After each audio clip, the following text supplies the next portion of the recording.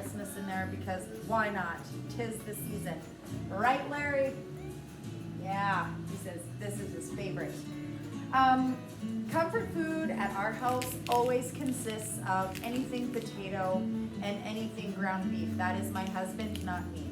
I don't love ground beef, but this, what I'm making today, is called a scalloped potato roll. Do not be intimidated. It's very easy.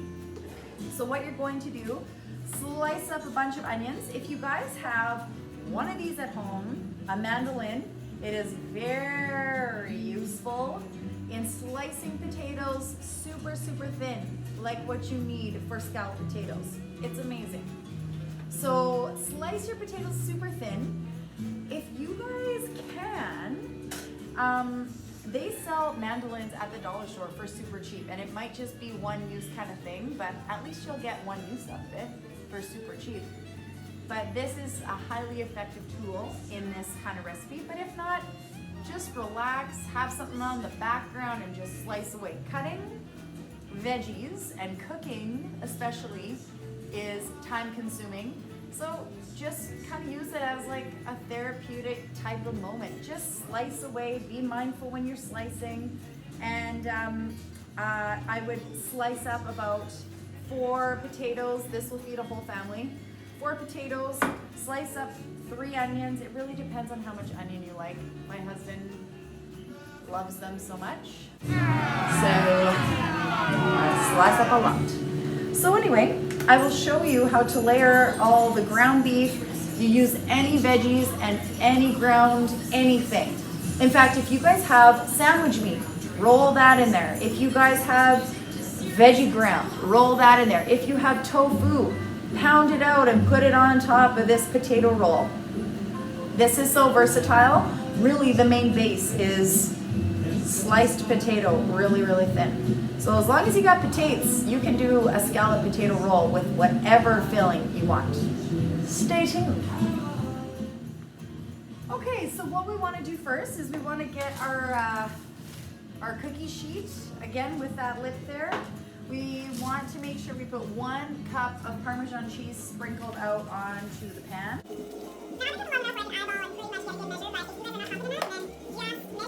Of Parmesan cheese and spread it on your parchment paper first. This is the glue that is going to hold all those scalloped potatoes together so that it actually holds the mold so that they actually overlap each other, because again, if they don't overlap each other, there's not going to be a consistent flow with the roll.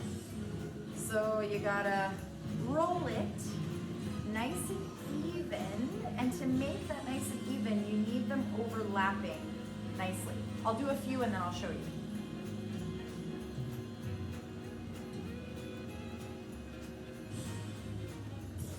I mean, maybe you're gonna have a lot of turkey coming up and this is just something non-turkey-ish, or maybe you're eating a lot of the same thing lately. This just breaks it up. This is a nice 1-pan supper that is not typical. So this is what the layering should look like. Just like so. Okay. So do the whole pan like that. Some more spices. Spices. Okay, now that they are all layered like so, you want to sprinkle another cup of Parmesan cheese on top. Again, the glue that holds it all together. And let's gather our ingredients that are going to go into the roll. So if you guys want your onions to cook a little bit faster without adding more oil and oil so it doesn't look like they're smoking up and actually burning, what you guys want to do is just add a tiny bit of water.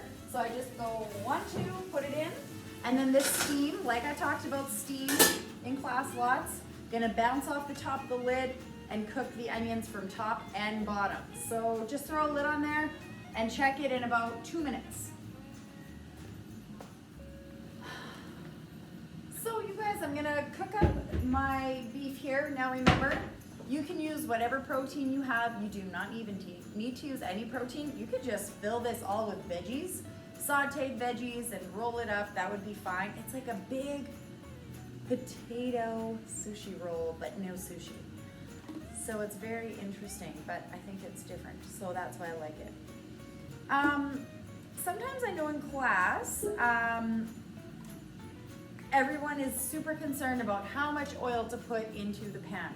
And really, you guys, it depends on the pan you're using. If you're using a pan that's a little older and it sticks, you're going to use a little bit more. Now remember, I'm using ground beef, so I'm just adding olive oil for really the flavor because ground beef has a lot of fat in it, so it will not stick. But I do love the flavor of olive oil, so that's why I put a little in.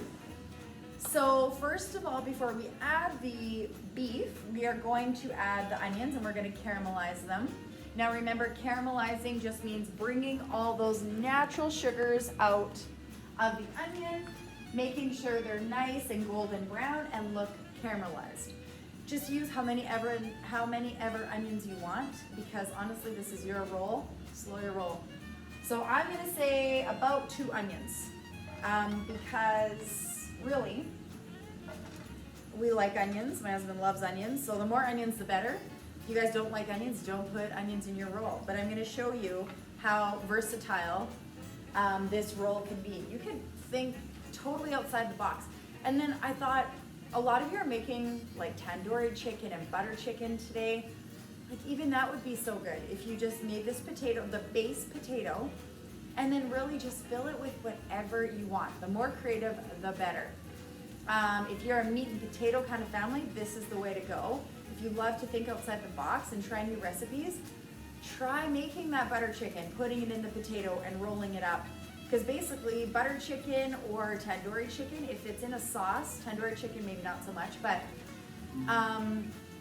it's usually cooked in a sauce with potatoes in it. So really it's like a deconstructed butter chicken. Hi. Okay, so after a couple minutes, you can see that my onions are becoming translucent, meaning you can start to see through them, and the brown is starting to come out. I don't want to drop them on the floor, 'cause, you know, that would be no bueno. So let's just keep cooking. You gotta have some patience. For the best flavor of onion, you need patience, medium heat, and stirring every now and then until they all become caramelized, translucent, all the natural sugars are out and doing their thing. And then we're gonna add that beef. Then we'll start flavoring it up, or add your ground chicken, or add any protein you have in there, just to flavor it up. Onions add flavor to everything. Here's another tip. You never wanna put garlic in the pan first, because it burns very easily, and if you leave it in the pan too long and it starts to turn really dark brown, that's gonna make your whole dish really bitter. Always, always, always just add garlic towards the end of the cooking process. That way it stays fresher the longest, and it actually adds the maximum amount of flavor, and not adding that gross bitterness that sometimes garlic tends to add if you're not careful. Be right back. Okay guys, so I put my thawed out hamburger, so really I threw extra hamburger in Ziploc baggies, made sure all the air was pressed out, threw it in the freezer like 3 weeks ago, put it right into the microwave under defrost for 10 minutes. Don't cook it in the plastic bag, thaw it out, defrost, and then I just threw it in the pan. And then you just want to break it up and incorporate those onions. So remember, baking is a science, cooking is an art. So let's be liberal here. And liberal means let's be free with our spices. Shake it, eyeball it to whatever your liking is. So I got some Himalayan salt. Remember, Himalayan salt is always the best. It can get pricey, but it actually has minerals in it that are very good for you. So you want to sprinkle some Himalayan salt, or again, just sea salt. I don't like to measure, but obviously if you guys want to measure, I would go a teaspoon of salt, also maybe 2 teaspoons of garlic powder, and with this Greek seasoning, just go crazy. I'm just gonna shake and do a little more shaking. Now you want them to be nice and flexible. So if they're still bony, meaning they won't be bendy and they will more like crack, I don't condone that. I implore you to add veggies to any meal you have. But what I just looked in the fridge, in the freezer here, we got leftover peas, carrots, some spinach.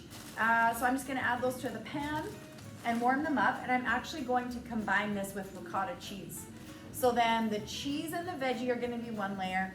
The meat's gonna be another layer. And then I'm gonna sprinkle some more meat on top, and then I'm gonna roll. Stay tuned. So you guys, my veggies are pretty much done cooking. You wanna make sure your potatoes are still warm because it wants to roll. And to be rollable, you need it to be pliable. And to be pliable, you need it to be warm. So please make sure you don't take your potatoes out too soon, or else they're not gonna roll properly, and that's what we need. Hey! Somebody put some lemon peel. Who was that? Somebody put lemon peel in there, but I'm gonna use it anyway. I'm gonna just use it. Why not? She's not measuring anything, but everything is so versatile. Cooking is an art.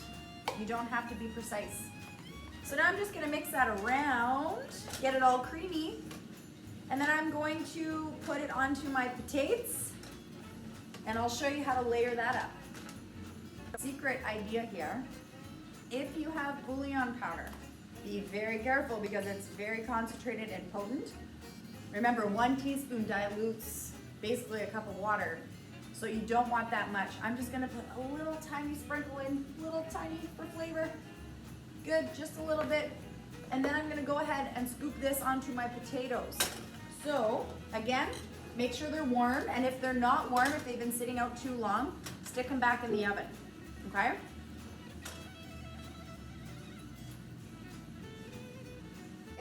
Spread it out. Now you wanna leave a little bit of a border around the potato or else all the insides are gonna squeeze out. So leave about 1 inch of a potato border. I'd say 1 inch is about that. Leave 1 inch. Make sure it doesn't squeeze out when you roll it. And then I'm gonna add my meat mixture. If you guys have too much, then just eat it. Put as much as you want on and you're like, oh, it's too much, I better eat the leftovers. Sure.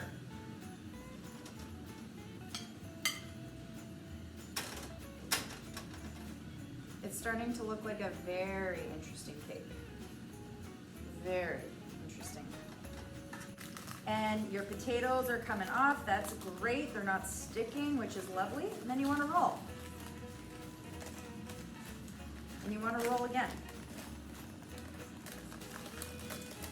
And you want to squeeze. And then you don't want to bake this for, ooh, my pan is still hot. That's good. You don't want to bake this for too long after. You just want to basically get all the flavors married together. So about 15 minutes, because everything's cooked. So it's not like you're putting it in the oven to finish cooking. So one more big giant roll, one squeeze, put it vertically on the pan, turn it, see how some of it's squishy.